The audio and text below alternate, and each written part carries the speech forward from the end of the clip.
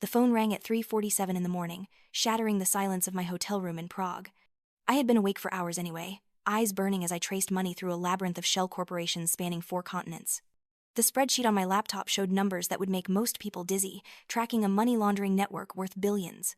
But it was the text message that appeared on my screen that made me pause, a cold smile forming on my lips. My brother Daniel had sent a photo. My small brick house in Arlington, Virginia, the one with the magnolia tree in the front yard, now had a bright red SOLLD sign planted in the lawn. His message dripped with self-satisfaction. Finally got rid of that money pit for you. Sold it for $400,000 cash. You can thank me later when you stop wasting your life on that dead-end government job. I should have been furious. Most people would have been. Instead, I took a screenshot and forwarded it to my supervisor, Janet Morrison, with a brief note. Unauthorized property transfer. Please advise. Then I returned to my analysis of the Eastern European banking network, my fingers flying across the keyboard. The house Daniel thought he had just sold was not just a house. It was a federally monitored asset, and what my brother had just done would trigger automatic investigation protocols within 6 hours. You see, when you work for the Financial Crimes Enforcement Network with Level 3 security clearance, every financial transaction connected to you is monitored by systems designed specifically to detect illegal activity. My house, my bank accounts, my investments, everything exists within a web of federal oversight meant to catch exactly the kind of thing Daniel had just attempted. He had no idea, of course. None of them did. My family had spent the last 3 years convinced I was barely scraping by on a government salary, struggling to make mortgage payments on my starter home while they built their real estate empires and investment portfolios. They saw my 10-year-old Honda, my Target shopping trips, my simple clothes, and they made assumptions. It never occurred to them to ask the right questions, to wonder why someone who allegedly could not afford their mortgage would choose to keep a house in one of the more expensive areas of Virginia, or why I traveled internationally 8 months out of every year. The family group chat exploded within minutes of Daniel's announcement. Mom wrote, "Thank God someone in this family has business sense." Dad chimed in with, "About time Sarah stopped throwing money out the window on that mortgage." My younger sister Jessica added, "Now she can finally buy a decent place instead of that basic box." Daniel posted photos from a steakhouse that evening, champagne glasses raised, celebrating his financial acumen and family loyalty. Mom shared the post in her church group. Dad told his golf buddies about his son's real estate savvy. They were all so proud, so convinced they had saved me from my own poor financial decisions. I landed at Dulles International Airport late Thursday evening. By then, 17 federal agents were involved in what would later be classified as aggravated wire fraud and identity theft, targeting a federal employee's property. I took the metro home, my carry-on bag light on my shoulder. The house looked exactly as I had left it 2 weeks earlier. The security system was still armed. The magnolia tree still bloomed white in the spring darkness. Daniel had managed to execute an entire real estate transaction without ever stepping foot inside the house or providing a single legitimate document. He had forged power of attorney papers and fabricated financial hardship claims to justify the sale. Friday morning, my phone rang. Daniel's voice was panicked, higher than I had ever heard it. "Sarah, there's been a huge mistake. FBI agents just showed up at my office. They're asking about your house sale and something about federal property violations." I kept my voice steady, almost bored. "Probably just paperwork, Daniel. Government bureaucracy." 30 minutes later, Mom called, her voice shrill. They arrested Daniel right in his real estate office in front of his clients. "Sarah, they're saying it's a federal crime." "But that doesn't make any sense, he was helping you." Dad called next, his voice tight with anger. "What kind of government job do you have that lets your brother get arrested for helping sell your house? This is insane." The family group chat became a war zone of panic. Jessica posted asking for recommendations for a good criminal defense attorney. Mom shared articles about federal prison sentences for wire fraud. Dad kept posting about government overreach and bureaucratic madness. I replied only once. "Federal agencies don't arrest people without evidence. I'm sure Daniel will be able to explain everything to them." Saturday morning, my doorbell rang. I opened it to find my parents standing on my porch, Dad's face red with rage, Mom clutching her purse like a shield. I was in my pajamas, coffee mug in hand, hair still wet from the shower. "Morning, everything okay?" Dad pushed past me into the house. "Everything is not okay. Your brother is facing 7 years in federal prison for trying to help you. The lawyer says they have recordings, forged documents, wire transfer evidence." "Sarah, what is happening?" I sat down in my reading chair, the same chair where I had spent countless evenings analyzing international financial crime networks.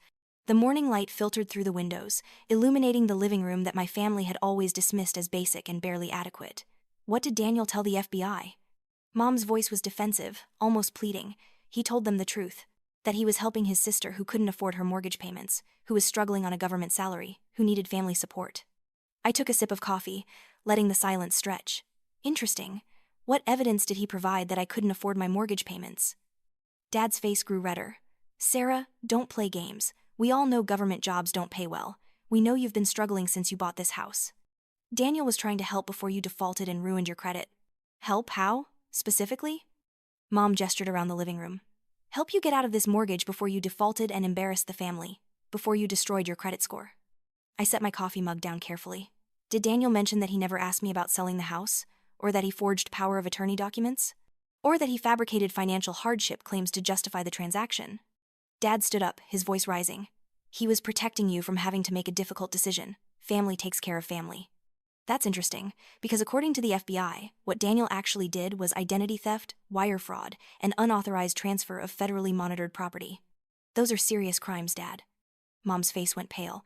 Federally monitored property? What does that mean? I looked at both of them, my parents who had spent 3 years pitying me, making jokes about my government salary, suggesting I cut my losses and move to a cheaper area. When you work for the Financial Crimes Enforcement Network with Level 3 security clearance, all assets are registered with federal monitoring systems. My house, my bank accounts, my investments, everything is tracked to detect suspicious activity. It's standard protocol for anyone with access to classified financial intelligence. The room fell silent except for the soft hum of my security system, which was significantly more sophisticated than the basic home protection my parents thought they were looking at. Daniel's forged documents triggered automatic investigation protocols within 6 hours. The wire transfers he arranged were flagged as suspicious activity at 3 different banks. The FBI Financial Crimes Unit opened a case Tuesday morning. Mom's voice was barely a whisper. But you work at a desk. You told us you do government paperwork. I analyze international money laundering networks. I track financial criminals operating in 17 countries.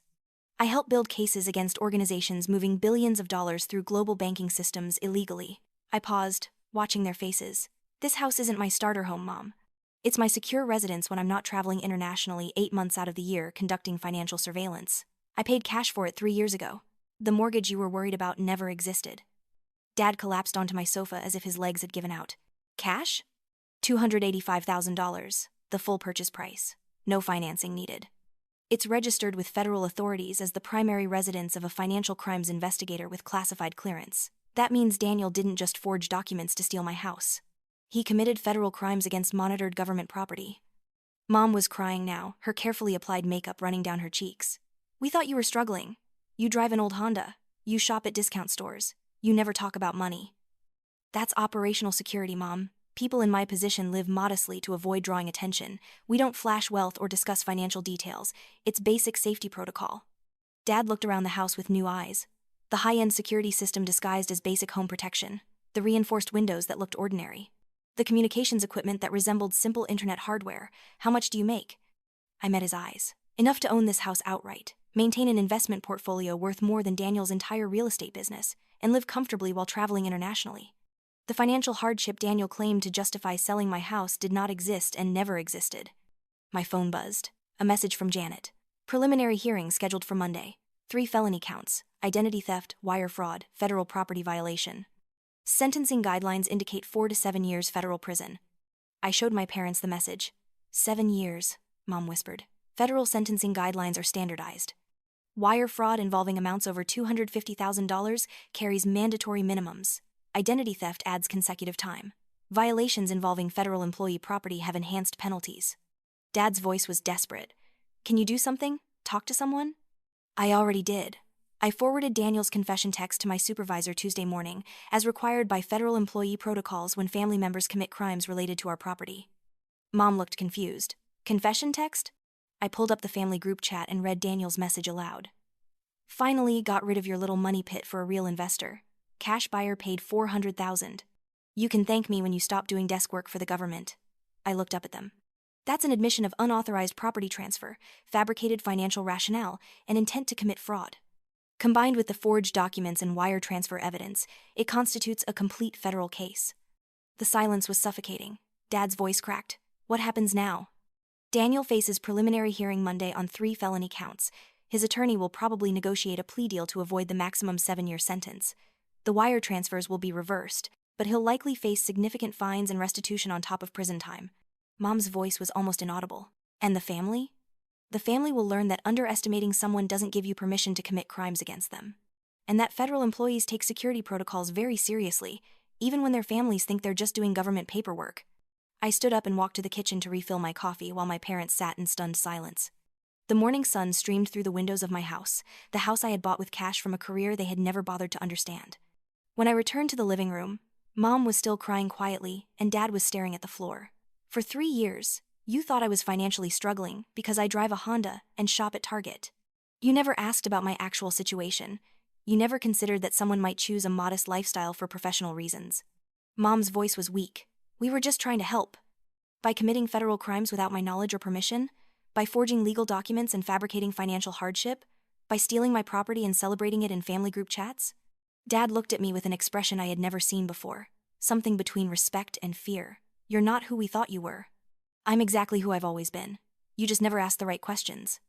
The preliminary hearing took place Monday afternoon. Daniel stood before the judge in an ill-fitting gray suit, looking small and diminished. The prosecutor outlined the case. $400,000 in fraudulent wire transfers, forged legal documents, identity theft targeting a federal employee, and unauthorized transfer of federally monitored property. Evidence included Daniel's celebratory text messages about his smart business decision and search history, showing he had researched federal salary ranges before fabricating the hardship claims. Daniel entered a plea of not guilty, his voice barely audible. The judge set bail at $150,000 cash, noting that wire fraud targeting federal employees carried enhanced penalties and the defendant had demonstrated willingness to commit documentary fraud.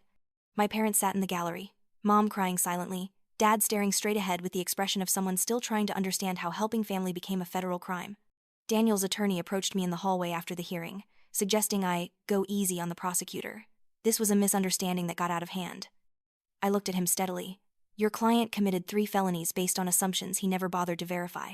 That's not a misunderstanding. That's criminal negligence. 6 weeks later, Daniel pleaded guilty to 2 of the 3 felony counts in exchange for a 4-year federal prison sentence plus restitution and fines. I read a victim impact statement at his sentencing hearing, my voice clear and steady in the quiet courtroom.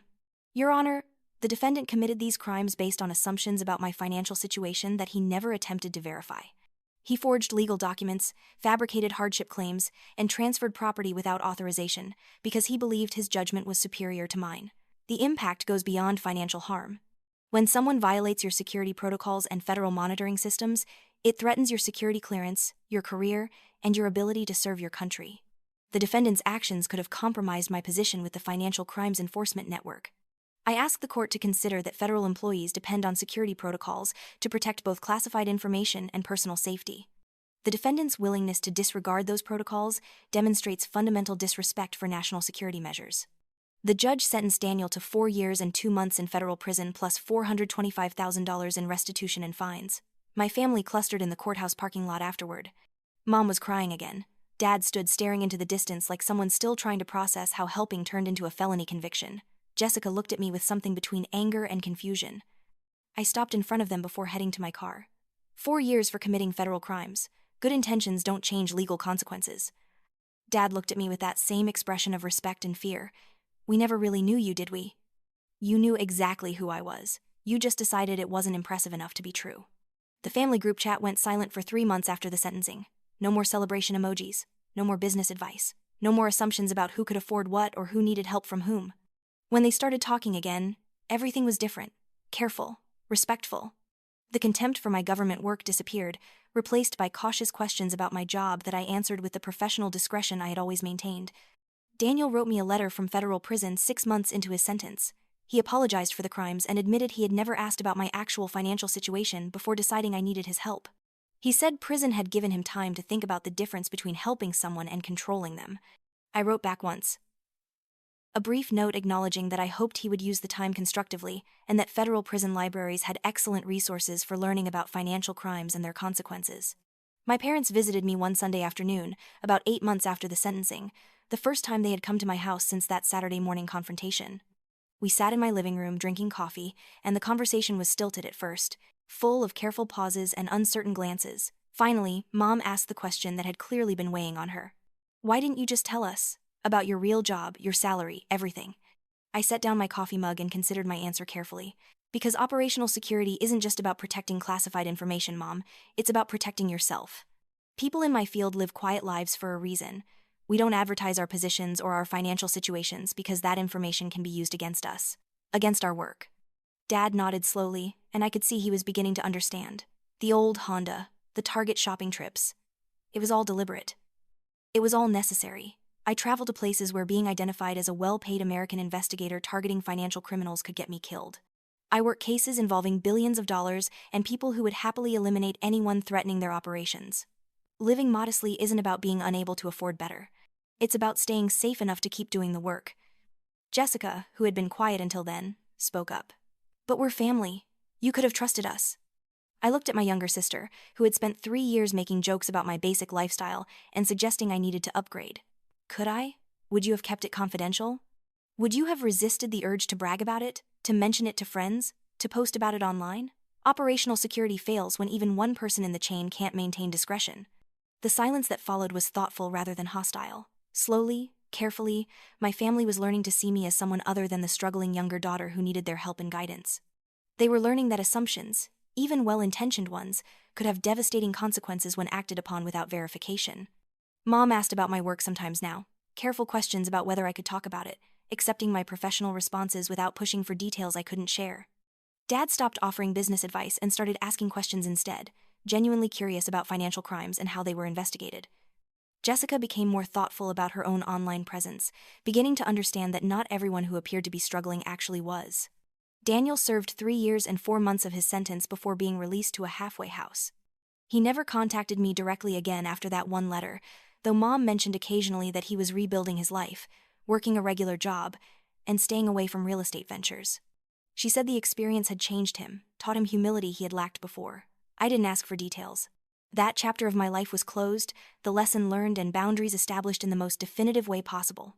I continued my work with FinCEN, traveling internationally to trace money through increasingly sophisticated criminal networks.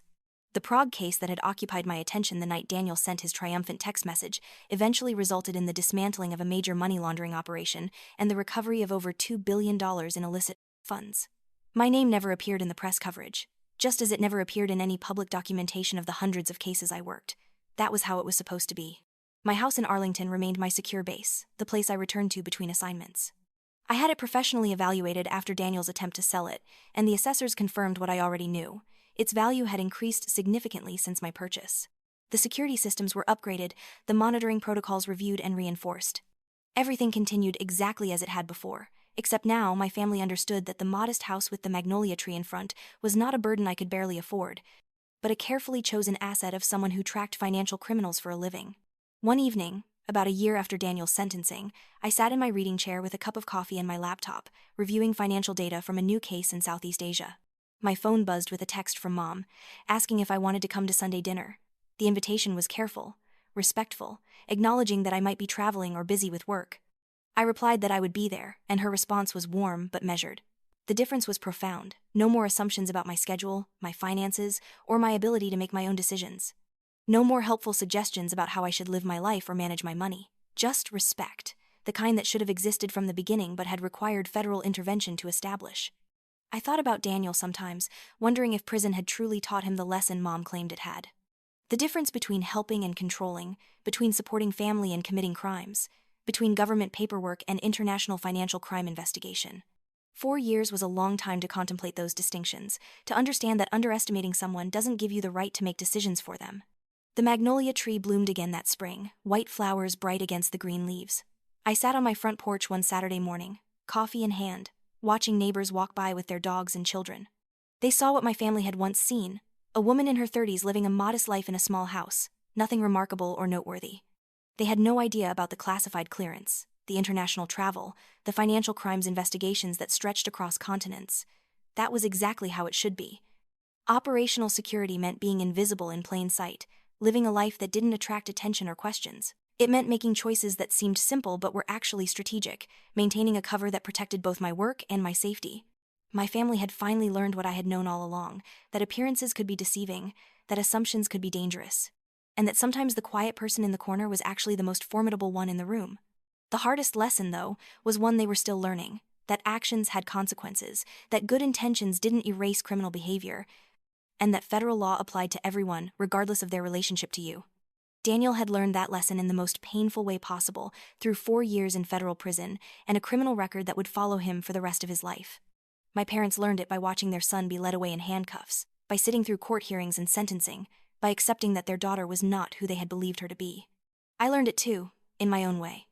I learned that sometimes the most effective boundaries are the ones enforced by federal law, with a judge, a gavel, and consequences that couldn't be dismissed as family drama or misunderstandings. I learned that operational security wasn't just about protecting my work, but about protecting myself from people who thought they knew better than I did what my life should look like. 4 years was a long time to think about the difference between helping and controlling, between family support and criminal behavior, between government paperwork and international financial crimes investigation. But some lessons were worth the time it took to learn them properly. And some boundaries, once established through the federal court system, were stronger than any amount of family pressure or well-intentioned meddling could overcome. The sun set over Arlington, painting the sky in shades of orange and pink. I finished my coffee and went inside, locking the door behind me with the sophisticated security system my family had once mistaken for basic home protection.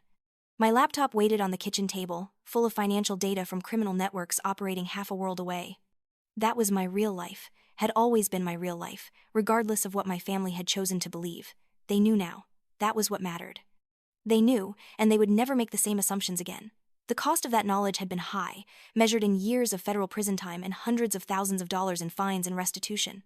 But it was the price of criminal behavior, of acting on assumptions without verification, of believing you knew better than someone else what was best for their life. I opened my laptop and returned to work, tracking money through shell corporations and offshore accounts, building cases against people who thought they were untouchable. That was what I did, what I had always done, what my family had failed to see despite 3 years of evidence right in front of them. They saw it now. Finally, belatedly, they understood who I really was. And understanding, painful as it had been to achieve, made all the difference.